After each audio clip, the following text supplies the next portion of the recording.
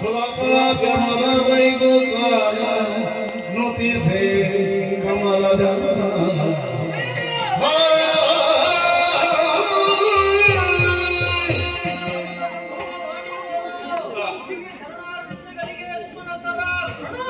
ಶುಭವಾಗಲಿ ದೇವೇಂದ್ರ. ನೀವೆಲ್ಲರೂ ಓಡೋಡಿಕೊಂಡು ಇಲ್ಲಿವರೆಗೆ ಬರ್ತಾ ಇದ್ದೀರಿ, ಕಣ್ಣೀರು ಸುರಿಸ್ತಾ ಇದ್ದೀರಿ, ಕೈಕಾಲೆಲ್ಲ ನಡುಗುತ್ತಾ ಇದೆ. ಕಾರಣ ಏನು? ಬರೋದಕ್ಕೆ ಏನಪ್ಪ ವಿಶೇಷ? ಏನಾಯ್ತಪ್ಪ?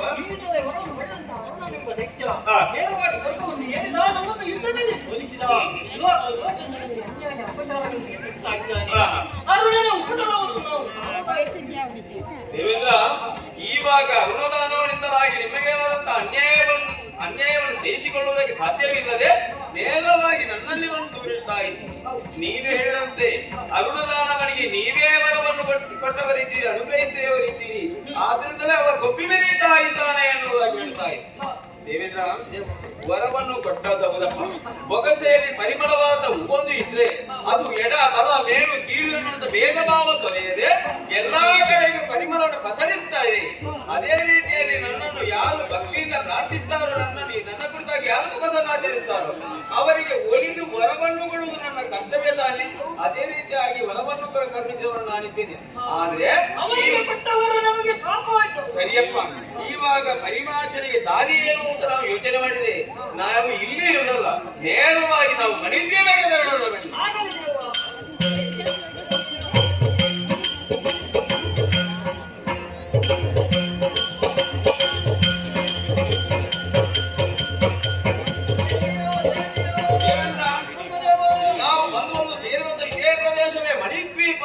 ಸೇರಿದ್ದೇವೆ. ಮಹಾಮಾತೆಯನ್ನು ನಾವೆಲ್ಲರೂ ಭಕ್ತಿಯಿಂದ ಪ್ರಾರ್ಥಿಸಬೇಕಾಗಿದೆ. ಮಹಾಮಾತೆಯನ್ನು ಪ್ರಾರ್ಥಿಸಬೇಕೆಂದು ಮೊದಲಾಗಿ ನಾವೇ ಸಾಧ್ಯವಿಲ್ಲ. ಆದ್ದರಿಂದ ಹರಿಹರ ಜಯಂತುಕೊಂಡೇ ಅವರನ್ನು ಪ್ರಾರ್ಥಿಸಬೇಕಾಗಿದೆ. ಅವರನ್ನೇ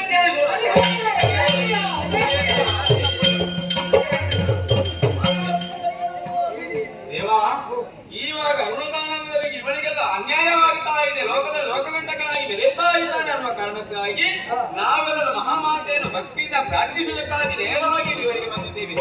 ನಾವು ಮೂವರು ಜೊತೆ ಇಟ್ಟುಕೊಂಡು ಮಹಾಮಾತೆಯನ್ನು ಭಕ್ತಿಯಿಂದಲೇ ಪ್ರಾರ್ಥಿಸಿ ನಮ್ಮ ಕಷ್ಟವನ್ನು ಪರಿಹರಿಸಲಿಕ್ಕೆ ಏನಾದರೂ ದಾರಿ ಸೂಚಿಸಬೇಕೇ ಬೇಕು. ಆದ್ರಿಂದ ಮಹಾಮಾತೆಯನ್ನು ಭಕ್ತಿಯಿಂದಲೇ ಪ್ರಾರ್ಥಿಸಿ.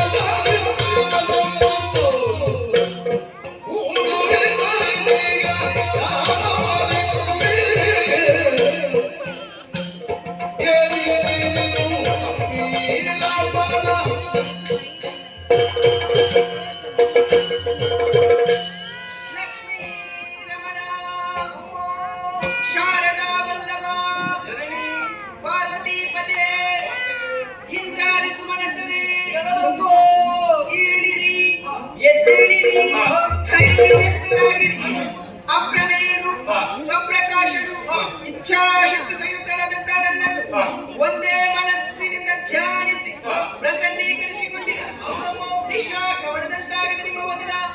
ಯಾರಿಂದ ಬಂದಂಥ ಭಾವನೆ ನಿರ್ಭೀತಿಯಿಂದ ತಿಳಿಸಿರಿ.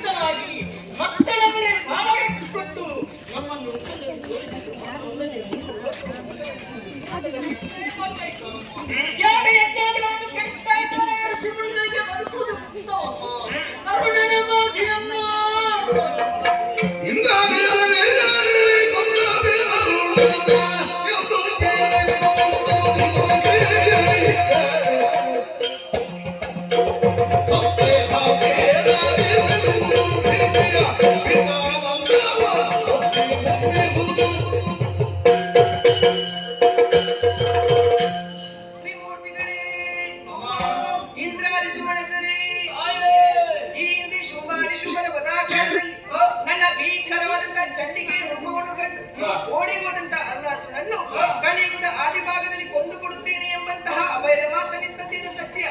ಆದರೆ ದುಷ್ಟನಾದಂತ ಅರುಣದೈತ್ಯ ಲೋಕಕಂಟಕನಾಗಿ ಧರ್ಮದ್ರೋಹಿಯಾಗಿ ನಡೆಯುತ್ತಿರುವನೇ, ಯಜ್ಞಯಾಗಾದಿಗಳು ಹಾಲೆಸಗಿದನೆ, ಓ ಬ್ರಾಹ್ಮಣರು ಹಿಂಸಿಸಿದನೆ, ಸೂರ್ಯಚಂದ್ರ ಸಂಚಾರಕ್ಕೆ ತಡೆ ಭೀತಿಯ ಇಂಥ ಸಮಯದಲ್ಲಿ ನಾನು ಒಲಿಸಿಕೊಡುತ್ತೇನೆ. ಆದರೆ ವಿಪರೀತವಾದ ಕಂಟಕವೊಂದಿಹುದು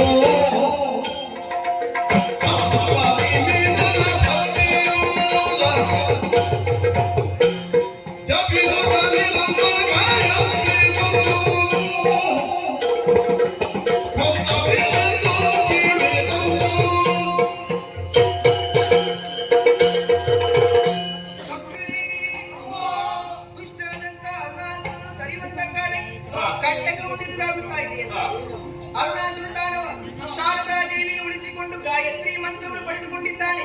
ಎಷ್ಟು ಕಾಲದವರೆಗೆ ಗಾಯತ್ರಿ ಮಂತ್ರವನ್ನು ಪಡಿಸುತ್ತಾನೆ ಅಷ್ಟದವರೆಗೆ ಆತನನ್ನು ವಧಿಸುವುದು ಕಷ್ಟ ಸಾಧ್ಯ. ಅದಕ್ಕಾಗಿ ಒಂದು ಉಪಾಯವನ್ನು ಹೇಳುತ್ತೇನೆ. ಪುರಪಾಲ